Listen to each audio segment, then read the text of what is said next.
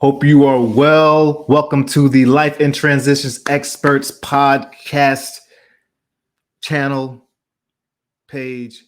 Thank you for joining. I'm Courtney Rollins, the probate and property specialist in Durham County, North Carolina, which means that I don't know everything about the probate process, but I am committed to learning, to growing, and to sharing my experience with you so that you can navigate the process smoother, or if you're a practitioner, so that you can help other people navigate the process smoother.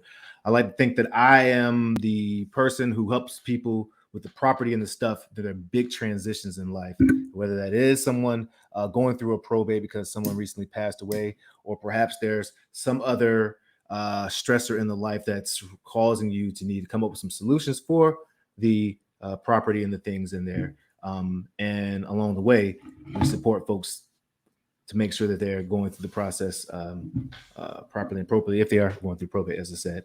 And so today we're going to look a little bit deeper at the Durham County, North Carolina probate page and talk about what happens when you are at the final stage of near the final stage of the probate process, and it's time to pass out the remaining assets. All right, so let's take a closer look.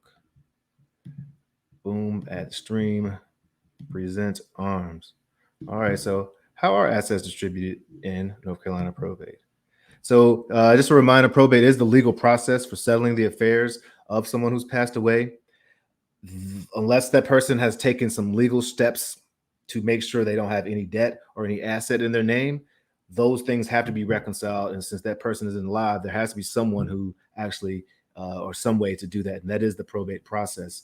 And these are usually the general steps that it takes for probate. You'll open probate, you'll actually do an inventory, notify all the creditors, start paying the claims that are legit in the appropriate way that's legit, paying the taxes, and then distributing any inheritance and doing the final accounting and closing the estate. So let's take a look. If someone does pass away, and if you have done the stage where you've sent the notice to creditors, and everyone's had the chance. Notice the creditors. Yep, and everyone's had the chance to make their claim. Then you adhere to the minimum 4 months, on really 90 days after the fourth run of the notice that someone's passed away. And if you have a claim, you need to make it after that 90 days, after the 4 weeks, so really 4 months. Then, and after you paid everyone off or paid everyone, then you can start distributing the remaining assets. And there are two ways you're going to do this. If there is a will, then you're just going to let the will dictate how assets are distributed or just to folks. If someone died intestate, that means they died without a testimony, then they're subject to intestate succession laws, North Carolina. And so let's take a little bit look at what that happens. This is from Probate Legacy Planning, so thanks so much. And I love the phrase that they've used. I've heard this from people saying this often. But if you don't put a plan in place for your family, that's all right, because the state of North Carolina already has one for you, and your family probably not going to like it. So deceased person, individual, single, no family, all to the parents then. If the parents are deceased, all to siblings. If no siblings, divided between maternal and paternal grandparents. If the person is deceased and single with children, then all to the children, divided evenly. If deceased and married, no children, then it's split between surviving spouse and the deceased individual's parents. So if a person is married and their parents are still alive, then the parents will still split that with the spouse. And if this is married with children, then the split goes between the surviving spouse and the children. And so the parents aren't a part of that. So you'll see listen, no, there's no place where a married person there is no scenario when a married person's estate goes entirely to the spouse, so long as there's either a parent or a child. So if there's a parent or children living, then the funds don't go immediately. The assets don't go directly to just the spouse. They split amongst the parents or the children who are surviving. Now, this may seem confusing. I do want to say this also.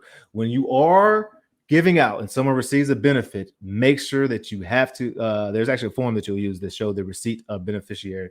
Now, if they choose not to accept the benefit or that either is in the will or dictated by intestate laws, make sure they sign a renunciation of beneficiary, which dictates I am not taking 10% of this, or I am taking this, whatever this needs to be accounted for, because in the final accounting, the estate has to zero out, and all the assets and all the things have to be zeroed out. And remember, you've already put a value on all this property during the inventory stage.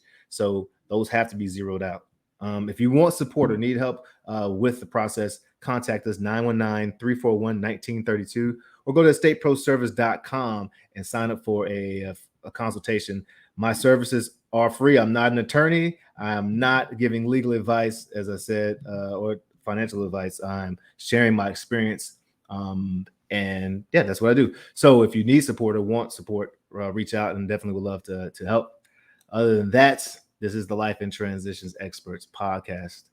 And as I always say, let your light shine.